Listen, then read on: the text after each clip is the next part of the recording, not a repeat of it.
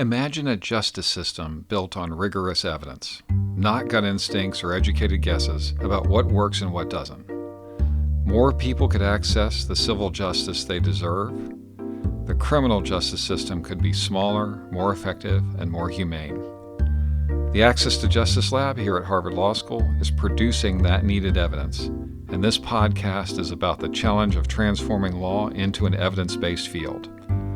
I'm your host, Jim Greiner, and this is Proof Over Precedent. This week, we're bringing you a student voice. Low-income wage earners face constant access to justice problems. In this podcast, student Andrew Garcia interviews HLS Professor Sharon Block about a type of organization that attempts to address access to justice issues, among other things. That organization is called a Worker Center. Listen in here. My name is Andrew Garcia. I'm a 3L at Harvard Law School in the Access to Justice Lab with Professor Greiner. And today I'm sitting with the renowned Professor Sharon Block. Your reputation precedes you as an attorney, as a professor of law and practice, as a former government official across agencies, and presently as executive director for the Center for Labor and a Just Economy. Thank you for taking the time today. I previously, before law school, was the executive director of a worker center in New York. And obviously that channeled into the work that I'm doing now at school. And the topic for my research for my last blog post was on just the incidence of wage theft and the way that it's rising and the way that it affects immigrants and workers in New York, but also, I guess, nationally. And I did not break from my pattern. I just went straight to worker centers. And Can I ask you what was your worker center? It was called El Centro del Immigrante, but was the Staten Island Immigrant Center. And I was there from right around the time COVID started to 2023 when I started law school. And I did, as you can imagine, a lot of worker-related work. We didn't have any attorneys on staff, but we primarily served day laborers and immigrant workers and focused our mission or efforts on worker services, whether it was helping connect them to wage theft services, prepare them like worker development, or using that kind of foot in the door with them for other wraparound services that they or their family might need. And then I remember even then, before I had even touched the legal field or the world, there was this framing of worker centers as these de facto unions. And I thought that was interesting, but wasn't truly sure or perhaps aware of what that meant entirely, and perhaps the distinctions from unions proper. And so my hope with this conversation and with this research that I'm working on is to kind of parse out the differences between what a worker center is from a union, but perhaps more generally, and it's something that I saw on the CJLE website, was I wrote it down because I really liked the language, labor organization innovations. When you think, as included on your website, when you think about the next generation of worker organizations, what does that mean for you? So one reason why I've been long interested in worker centers is related to the idea of organizing workers across a sector as opposed to a particular workplace. So traditional unions, because of the way that the law derives organizing, traditional unions are forced to organize workplace by workplace, actually sometimes a subunit within a workplace. But worker centers, generally, as you well know, will organize usually across a sector, right? So you'll have a worker center will traditionally have as its members, workers that it serves, immigrant workers in the restaurants or day laborers. And through that kind of organizing can one get a better picture of how the sector is working in the economy. What are the issues related to conditions in that sector, as opposed to more idiots? What is it in this particular workplace? Which I think is really important. I think employers often will look and are aware across their sector of what the issues are. So there's somewhat of a symmetry that way. But I also think it's much more powerful. You may know it's how actually the labor movement works in much of the rest of the world is there's organizing and bargaining across the sector. Yeah. And you can set common standards across the sector. You take away the incentive for employers to try to compete with each other based on their ability to drive down labor costs. Yeah. And while worker centers don't engage in formal collective bargaining, there is something to, I think, looking at the conditions across the sector, and often worker centers will use litigation as a way to address setting standards. And so you can have the worker center coordinating campaigns, even if it's just through education of know your rights, know that you should be paid minimum wage and overtime, and making sure that all of the members of the worker center know that. You're then empowering across that whole sector the possibility of pushing for compliance with those standards. So it is, it's not sectoral collective bargaining like we think about in other countries, but there's an element and some of the benefit of that mode of organizing and bargaining through a worker center that you don't get in workplace by workplace organized. I noticed the wall out there, there's the big educator, I think, flowchart almost out there. And I also remember on the website, there was almost an equalizing quite, but comparing or equal weighting of educators with organizers. Do you think that's something that comes through a little bit more with worker centers? Is it just as present in unions? I think unions, good unions, spend a lot of time educating their members, certainly about their rights. But it's probably more at the core, my understanding, it's more at the core of what worker centers do. Things like know your rights, training, and even helping workers understand their rights even outside of a labor and employment context. So most worker centers, certainly I'm familiar with, tend to serve immigrant populations. Also know your rights in terms of immigration law. Of course. I know there are worker centers that will help workers with their rights as tenants because most of their members don't own homes, they are tenants, and there's that tight connection between your economic well-being, meaning are you getting paid at work, and your ability to pay your rent is so closely connected. Yeah. So I think that in light of the population that worker centers serve and the tools that are available as not a formal union, like that education role just is more prominent worker centers than in unions. Yeah.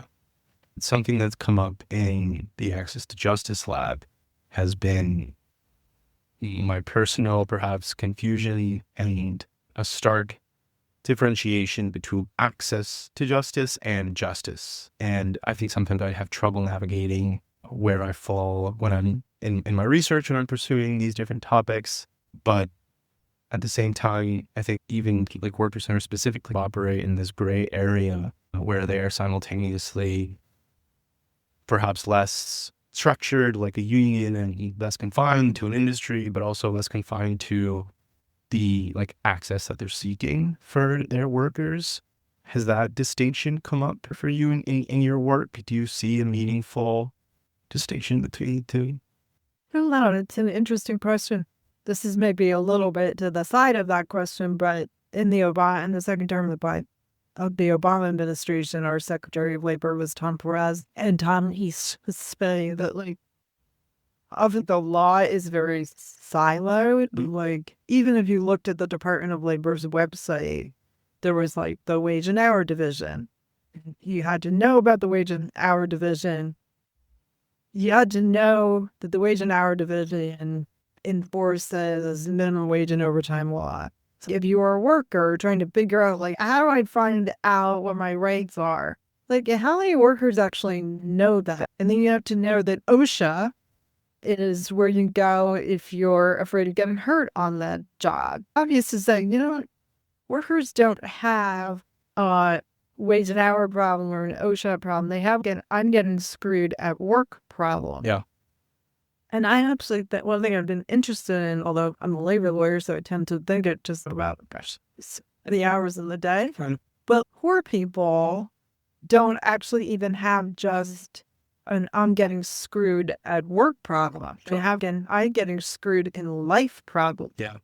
And there's a whole constellation of issues that kind of travel together for poor people that are often about their rights as tenants, as workers, as people who have to rely on public transportation, as immigrants for many. And again, another reason why I think worker centers are so interesting, because they do have that flexibility to see what are the problems that our members are most concerned about. Yeah. And how can we then address those needs? Because we all know if you're male, you are not going to be a good worker. Like if you are worried about getting evicted or you have been evicted, if you can access your SNAP benefits, and so you're not eating properly, again, you're not going to be a good worker. And the way that the law intends to silo these issues really works, I think, to the detriment, particularly for people. In the Harvard Legal Aid Bureau, and we talk about that a lot, because we have these 3 discrete practice areas that operate and very siloed, but figuring out the ways to mesh the practices is difficult but necessary. I feel like the housing and labor connection is very strong. And I think just recently I saw this article commenting on TSF proceedings about and how investigations abide partly needs of children, families, and whatever their equivalent to be. Never blaming the landlord for some of these that may be quite impacting the family and the reason they're investigating in the first place. I remember seeing that and being, that's a breach that I wouldn't have thought of, right? No, that's a great point. I do think that the labor movement is getting much more innovative in dealing with the relationship between housing and labor. And you're seeing some bargaining among federal unions around issues related to housing affordability, just because it is, the problem is so out of control. Yeah. And so it's front and center for workers. I hear this from union folks all the time, and they ask their members, what do you care about? They're like, housing. So there's been some innovations of unions trying to facilitate affordable housing, just bringing that issue into how they think about what their members more and more. You start trying to stop feudalism from coming back. Somehow, that's so interesting. On that point, maybe not on the feudalism point, but towards the idea of unions and collective bargaining. Like I said earlier, when I think of worker organizations, or when people think of worker organizations, they think of unions. But for listeners, people who may not be as familiar with what collective bargaining power is, or the National Labor Relations Board, I know we had spoken already about how worker centers work across sectors, but do you feel that there are other meaningful distinctions between unions as conceptualized under the law and the way that worker centers operate, perhaps more legally? Yeah, so the law does set certain limitations on ways that unions can operate. And so sometimes we note the irony of the fact that laws that were supposed to or thought of as empowering, the purpose is to empower workers, that this haven't been quite as contested more recently, but certainly during the Obama administration, we had a lot of concern about worker centers being labeled as unions for purposes of the law. And so the irony of these laws that were passed for the purpose of empowering workers, these worker organizations want to stay as far away from being covered by them as possible. Yeah. So there's that irony, and it has to do with the formality that the law imposes on unions, on labor organizations that are formal labor organizations under the law have a lot of requirements around financial disclosure of the union, of officers in that lead the union have to do really in-depth financial reporting. There are requirements around bylaws. If you have elections for union leadership, so a lot of issues that are internal to the union that the law imposes these formalities on those forms.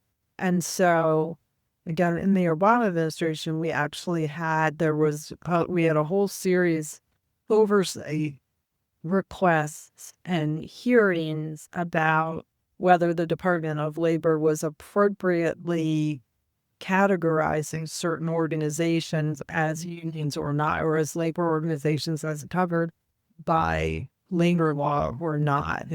And a lot of the big worker centers and prominent worker centers in the country, Republicans were on the Hill, were trying to get information about and to pressure Obama Department of Labor to categorize unions. I can imagine why they would do that or want to do that, but is there either specific to that cadre of Republicans, do you think there are other issues that maybe aren't quite so apparent from that misclassification and alleged misclassification?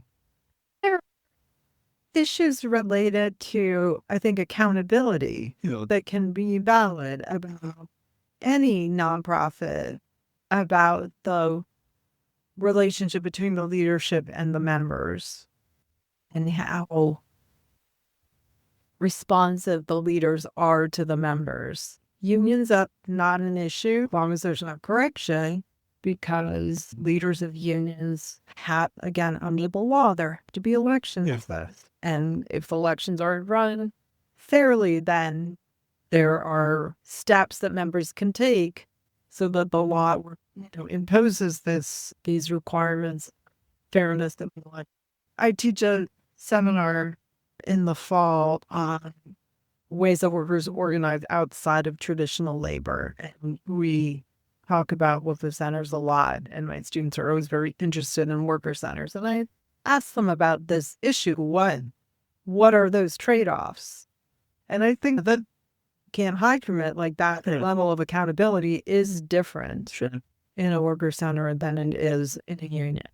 But there are good leaders and not good leaders. And I think in worker centers, with the leadership takes advantage of that lack of formal accountability to not be responsive to their members, they're going to be looking at an empty when they try to fulfill their mission. So worker centers and perhaps as of late, labor more generally are more and more often framed as an immigrants issue, or seems to be more front of mind for immigrants because of its connection to immigration law and worker authorization, and he has an immigration climate. Have there been any examples or experiences that stand out where you see the very obvious missed connection between immigrants and non-immigrants in labor? I think the sort of formal labor movement has come a really long way in being supported immigrant labor and understanding that if employers can exploit any workers, they're exploiting all workers. And that the presence immigrant workers that is not what contributes to downward pressure on wages. That's just a talking point. Economy is much more complicated than that. So I think now there's a lot, certainly than when I started doing this, there's much closer relationships between the labor movement and worker centers, and much more support on labor for protecting immigrant workers. And we're seeing that now, like the labor movement in this administration, where we're in this just unbelievably terrible attacks upon immigrants in our country. The labor movement is stepping up, is suing the nation more than any other through civil society type of organization. I think that that means a lot. And that's a common thread too. It's the better tools available to worker centers when you mentioned earlier that moving litigation one. That's interesting. The collective and the power of people coming together, whether you have a formal structure or not, the law can provide more structure to that collective power. But I think all workers, whether they're in a union or not, understand that you are more powerful when you're together, and that worker centers are all workers coming together to stand with each other in our common interests.